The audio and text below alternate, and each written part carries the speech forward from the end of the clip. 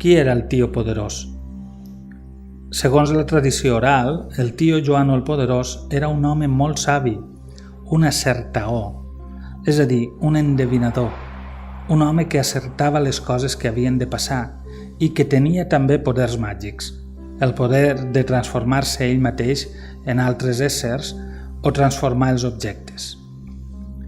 La seva fama comprenia també l'autoria d'un llibre misteriós, de suposades profecies sobre esdeveniments polítics, escrit potser en clau i reblit de calaveres, signes estranys i de malfat. Aquestes paraules i signes, la gent pensava que explicaven els fets històrics que s'havien d'esdevenir com a complement d'algunes famoses dites a ell atribuïdes que se'ns han transmès oralment.